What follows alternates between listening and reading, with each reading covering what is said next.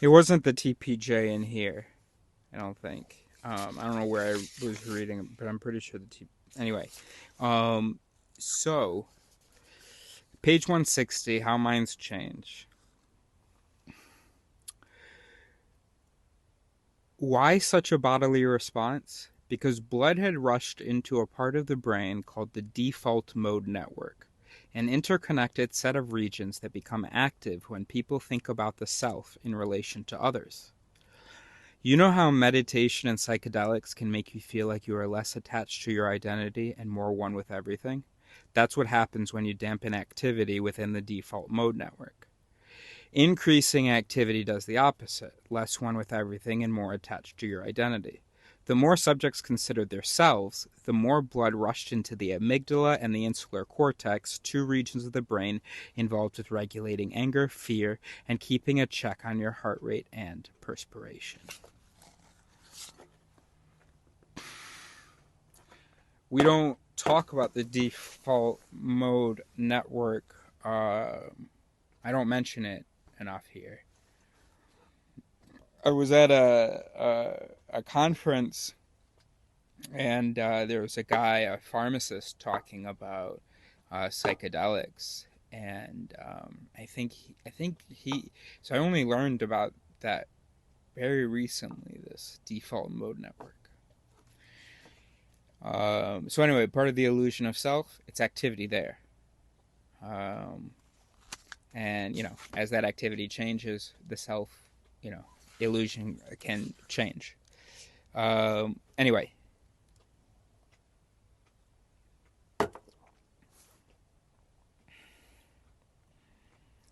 the point is that an out of body experience, Homo sapiens learned that they were these physical organisms that had, evolved over millions of years, that explain the complexity and stuff. And started looking at the physical sort of happenings, and came to understand that, for instance, out of body experience, or maybe I Googled it after I made a video about it. I thought I made a video about it. I don't know. Out of body experiences, it's the temporal parietal junction. So, holy shit. You go from a species that has no real sense of self, just maybe has experiences of its surroundings, of the stimuli, right? But it might not have, like, I am an entity. That there might not be that thought, that activity, that default mode network.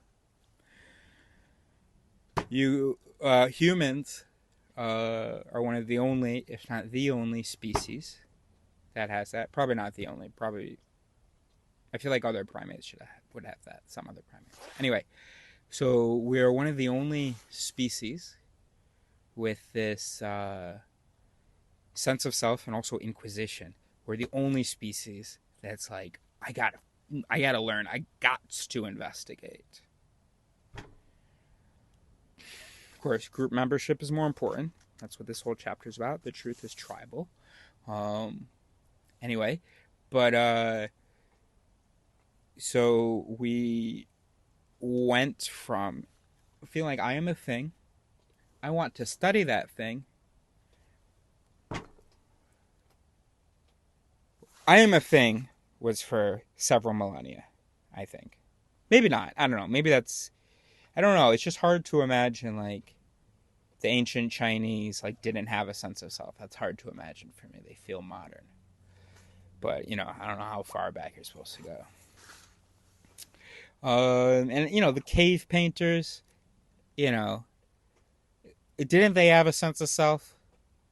So let's say sense of self is tens of thousands of years ago.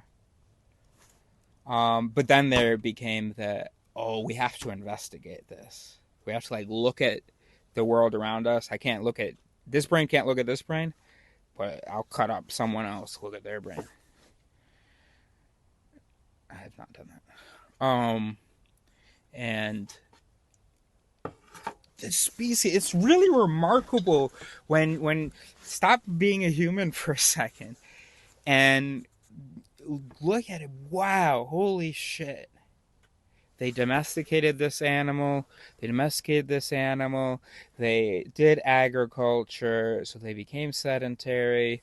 Then they had like written language, and at some point along this, they had they had a sense of self, and then they became super inquisitive, but like desperately so, where they could no longer accept the responses that were pre-programmed in them, where they had to investigate the world around them.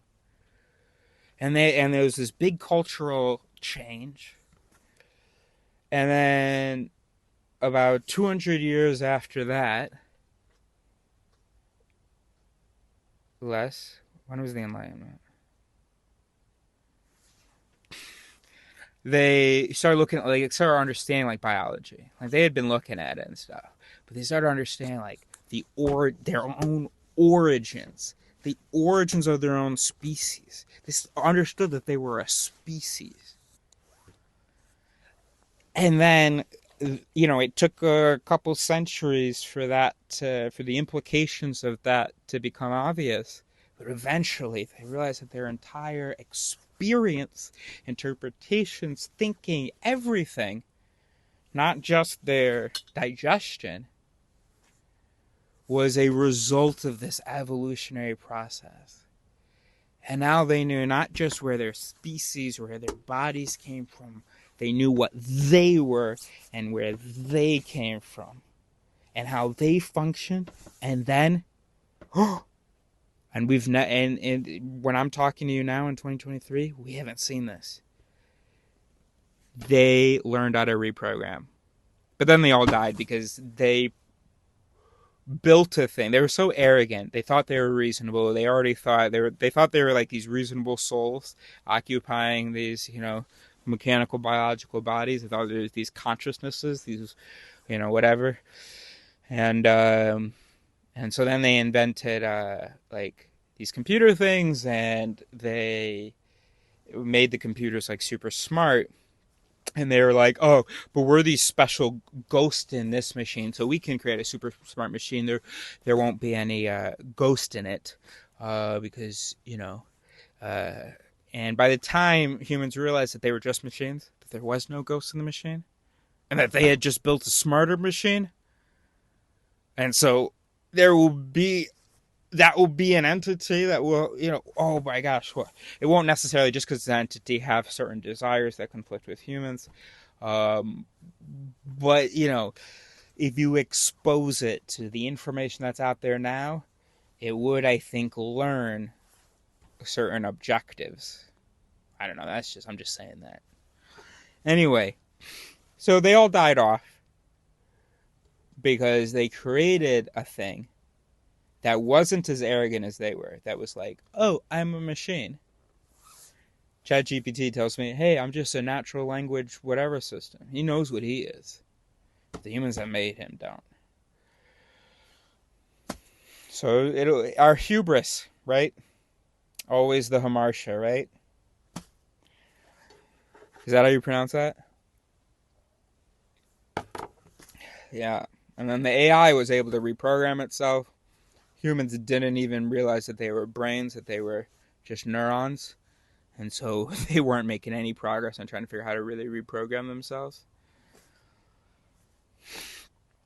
They thought their brain was the thing they shed when they go off for an eternity in an afterlife.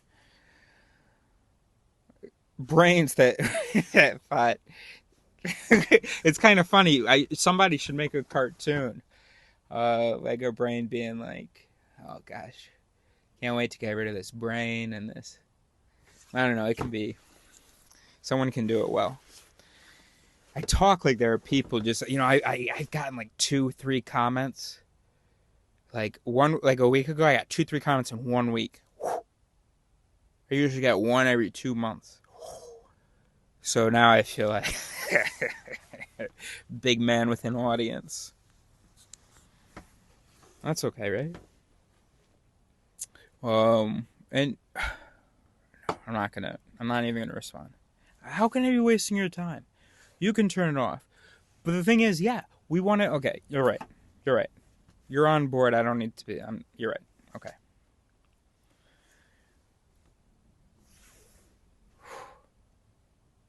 Brothers, we might be alive for when Homo sapiens went from a dumb, know nothing animal. Well, weren't alive for that piece, but kind of. There are actually still people in our lifetime that really are just dumb, know nothing animals. Like a great deal of people are just like don't believe in like evolution or like that they are like bodies and that they're brains,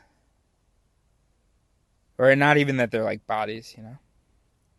So yeah, I mean we weren't alive before Darwin, but that doesn't make a difference, does it?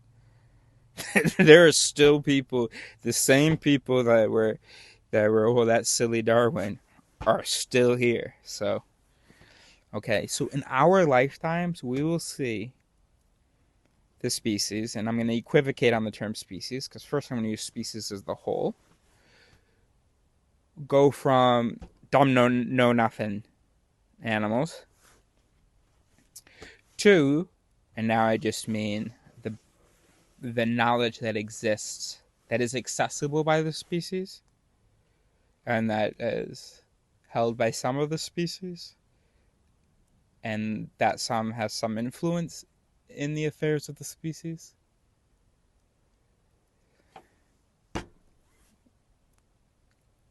Two, a sapiens that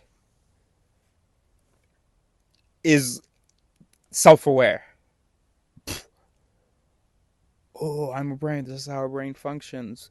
Oh, even when, I think that I'm like thinking and reasoning, I'm not. Oh, the self is an illusion. Oh, consciousness is an illusion. Oh, free will is an illusion. Oh, my connection with God is an illusion.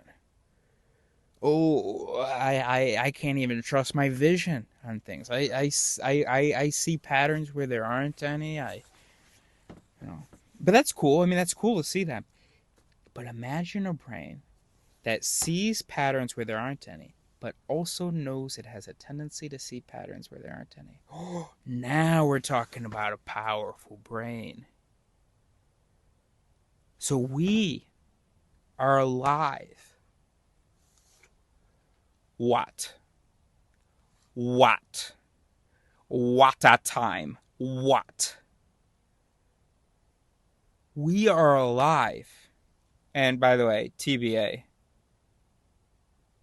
because we don't know exactly when it's going to, happen, or whether you and I will be alive tomorrow. What? Oh, no, no, no. There's two T's. Yeah. What? TBA. What a time to be alive. What to be alive? What does it mean to be alive? That's what we're answering, bro. So wonderful. So to the fucking being self-aware. That's so wild, isn't it? Just like imagine a species achieving self-awareness.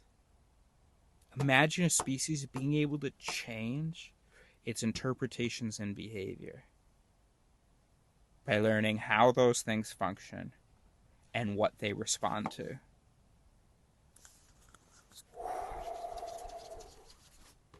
Homo arrogans might have a chance if it becomes Homo sapiens. But so long as you think that you can go like this, oh, I'm conscious, I can just I can interpret things differently, I can blah blah. These woke people will be like, oh yeah, but if their responsibility to like check that, think that. What are you talking about? We are brains. Why would a person who has grown up with a certain cultural idea where their group membership depends on this thing being true, why would they then question it? And would you talk about they have a responsibility to do that? Why would you ask that of a human brain, that a racist just go, hey, you know what, I'm going to think about it now, and I'm the ghost in the machine, I'm going around and I'm going to tweak something? The fuck are you talking about? You have to change the input to change the output. We are not magic. So This year, I introduced my friend to this young Nazi woman. I say she's Nazi. She wouldn't like that. But you hear her talk, and yeah. Not that she has a problem with Jews, it's Arabs. So I tell him about her before he meets her. He says, it doesn't sound like it's someone I'm going to like. I was like, that's bullshit. You're going to love her because she was great. and and I said, but she's from a rural German town. Like, she's had no experiences, and she's as arrogant as any other human, and just thinks that like her interpretations are correct and her conclusions are reasoned. And he goes, yeah, but it's up to us. What have you changed your mind about? I think I mentioned his name, but I'm not really upset. I feel bad now that I mentioned his name, but I mean, you're still kind of on the fence on the God thing, right? You don't have a responsibility to get with it. No, of course. I mean, yes, we kind of assign ourselves that responsibility, and so long as we're claiming to be reasonable and good, then we have that responsibility. We are wrong to claim that. Now we can try to get closer to that, but you can't just expect it to happen like this. There's no ghost that can just go tweaking the machine. Okay?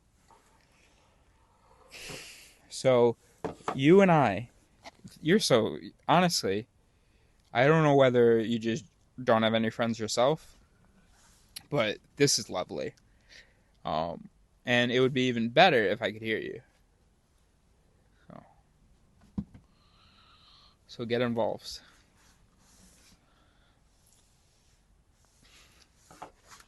So where were we?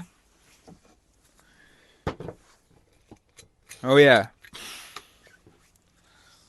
Because Homo sapiens, they had this like idea of like this thing, reason. They couldn't really define it. It was like this really general notion. And when I say humans, I mean all there. This general notion, this thing of reason, this magical like intelligence and self and blah blah. And so there is like several thousand years where they really overestimated themselves, where they thought the truth was inside them, and naive realism, inner divinity, all that stuff. And we're alive. That's now, actually.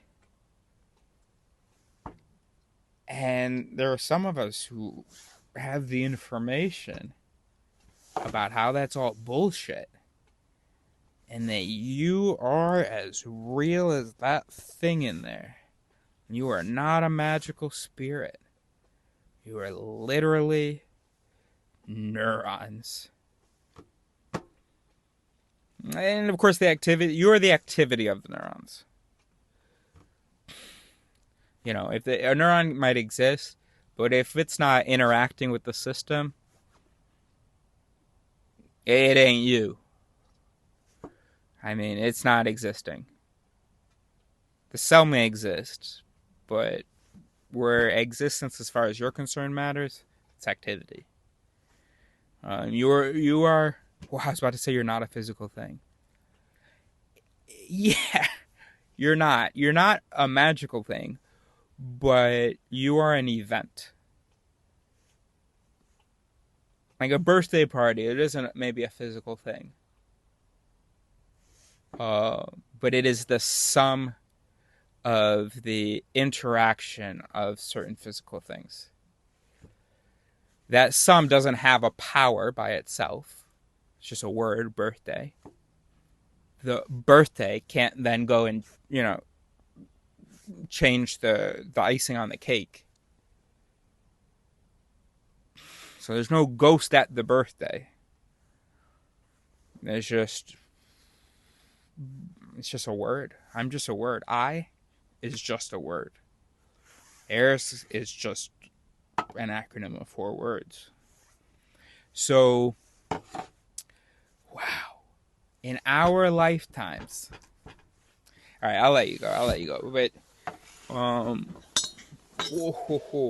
when you look at it like that way, the achievement of self-awareness, because that's like objectively. Like I was using, I mean, by saying we've answered the question of what are we, I was sort of slapping in you sort of the same, hopefully I was trying to, the same sort of awe that I feel. But that's just a subjective like thing, um, because that's just a question that we feel is important. What are we? But holy shit, self-awareness, the knowledge of what we are, that phrased that way, that is like objectively a major event. An event, of course, being the interaction of physical things in the same time point, or a causal relationship. I don't know. No, keep it with what I said. So you're an event. That's not bad to think. That's kind of a cool. I'm an event. I'm the event of that. I'm the event this brain's throwing right now. Right now, I'm the event this brain's throwing right now. And tomorrow, this event, music might be a little different. The colors might be a little different. Might be in a different place. Got the same name. It's a moving multi-genre festival. Eris. And what's your name? And but you know, it's the same speakers. There are guitars. There are microphones. You know, there are tents. You know, blah blah blah. But then, which of those is producing activity? There's paint cans. So sometimes you got a building painting this color. Sometimes that building is painted another color. So whichever things are being active. Purple paint can is active on those active walls because they are housing a concert. Whatever's active, that's what the event is. So that's what you are. You're an event.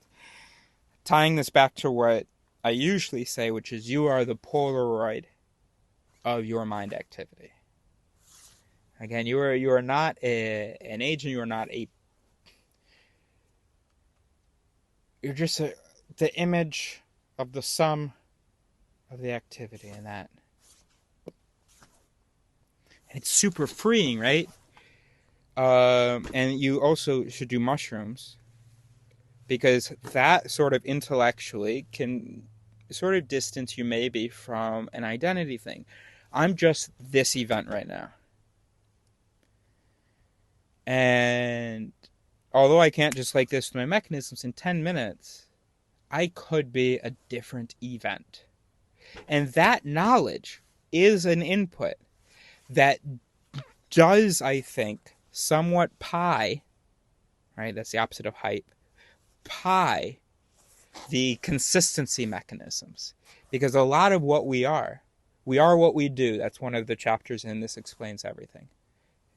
And it should be it should be in the title of one of the videos from the playlist.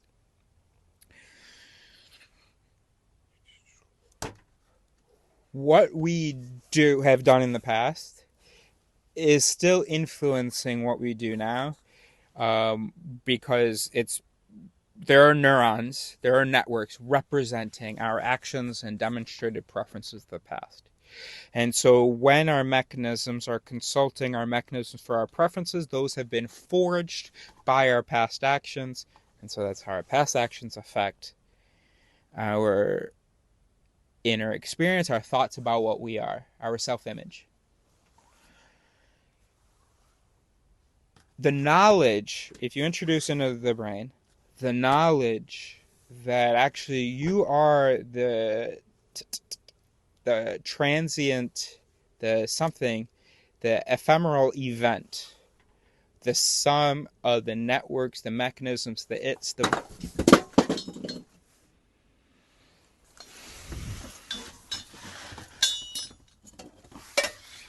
it's running right now.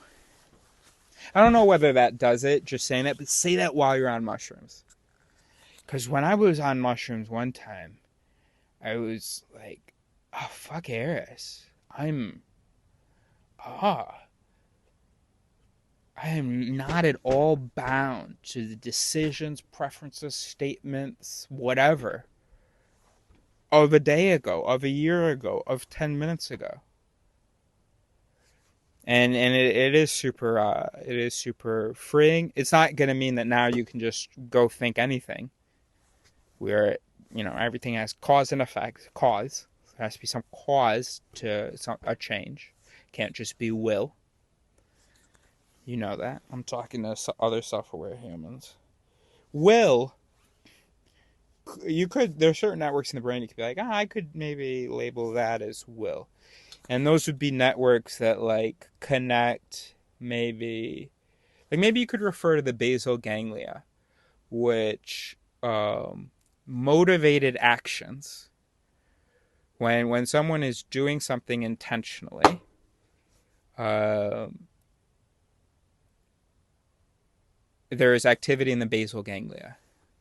So you could be like, oh look, the basal ganglia, but there isn't a sort of just a magical first cause free will, a first cause will, aka a free will. So where an idea is enough to make any product. I can imagine flying, but I can't fly. I can imagine being more open to other possibilities, but that by itself, the imagination doesn't rewire things. But that imagining can lead, and let's work together on this, to systems that you put in place that encourage certain mechanisms, certain activity. Then, because the brain can learn, can practice, is plastic. So by having opportunities for certain networks to develop, those networks will develop, especially if they're rewarded. I kind of forgot what I was saying like 20 seconds ago, but I think I finished the sentence in a somewhat, in a way that, that I think that does the job. But I did have another thought. Very related. What is that thought? That the will network, not a first cause will. Oh, okay. Or you could say also the idea is not cause enough. The brain isn't just because it can imagine a certain state, a certain output, a certain behavior, doesn't mean that it knows how to move its neurons around to then produce that output. And that system probably doesn't exist. This system doesn't exist.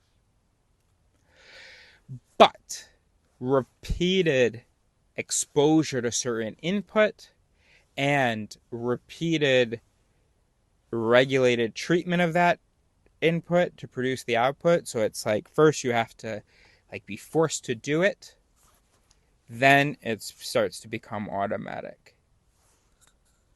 So for instance, we could pick up the habit of, if we're in a disagreement with someone, we try to phrase in one sentence what we think to be true. And then when we got to force ourselves, there has to be, external help. Or even guilt, things like that can be super helpful if you really have an emotional commitment to it. So if your mechanisms are in such an arrangement, there's an emotional commitment. All right, well, so if you have the idea to do something, that may be because you also already have the emotional commitment to the result of that thing. And so that's sort of part of will. But it's still not free will. It can't just be like you heard something for the first time and blah, blah, blah. And just having the emotional commitment also isn't necessarily enough to guarantee that change. You have to have the emotional commitment plus do certain things to practice, blah, blah. Or you have to go through trauma, and then you've got you go through trauma and then you enter learning mode, is what David McRaney has told us about the human brain. But not everybody has to go through trauma. We can, if our culture encourages it, if group membership, all right, here's where I'm going to leave you. Okay. Group membership is super important to beliefs. Fuck, I want to do this in under 30 minutes. Sorry. Oh, I can. There's something I can cut out earlier. Oh, I have to pee. If right. I'm gonna find it.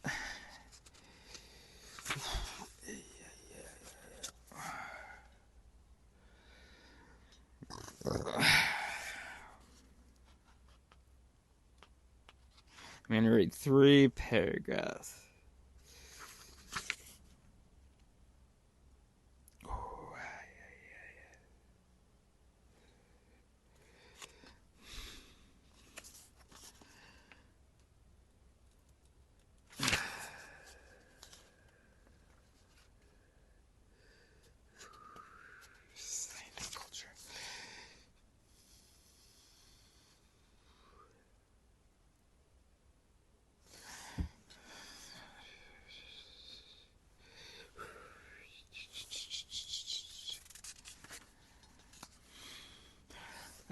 Okay, good. Got the first paragraph. Don't know why I let go of the other ones.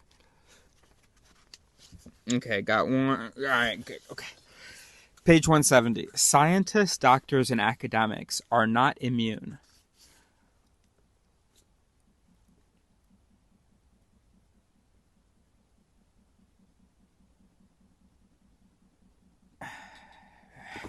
Just going to keep reading. Scientists, doctors, and academics are not immune, but lucky for them, in their tribes, openness to change and a willingness to question one's beliefs or to pick apart those of others also signals one's loyalty to the group. Their belonging goals are met by pursuing accuracy goals.